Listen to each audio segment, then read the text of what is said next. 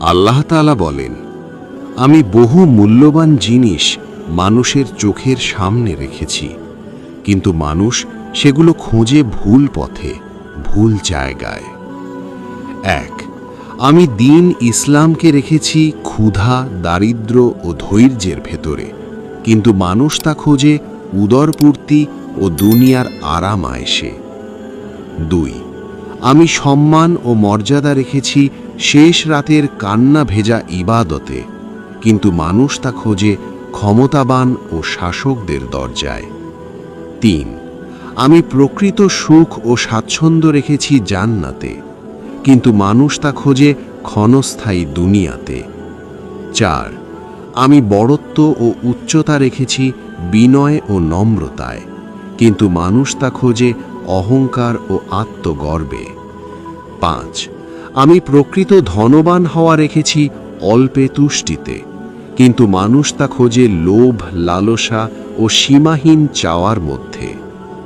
6, আমি দোয়া কবুল হওয়ার রহস্য রেখেছি হালাল উপার্জনে, কিন্তু মানুষ তা খোঁজে হারাম রোজগারের মধ্যে। 7, আমি শান্ত হৃদয় রেখেছি আল্লাহর জিকিরে, কিন্তু মানুষ তা খোঁজে গান, নেশা ও ভোগ বিলাসে। 8, আমি পাপমুক্ত জীবন রেখেছি চোখ ও অন্তরের হেফাজতে, কিন্তু মানুষ তা খোঁজে অবাধ স্বাধীনতায়। 9, আমি সফলতা রেখেছি তাকওয়া ও আমলে, কিন্তু মানুষ তা খোঁজে চালাকিতে ও ধোঁকায়। 10, আমি আফিয়াত ও নিরাপত্তা রেখেছি সুন্নাহর অনুসরণে, কিন্তু মানুষ তা খোঁজে মানুষের বানানো নিয়মে। 11, আমি মুক্তি রেখেছি তওবা ও অনুশোচনায়, কিন্তু মানুষ তা খোঁজে অজুহাত ও আত্মপ্রক্ষ সমর্থনে।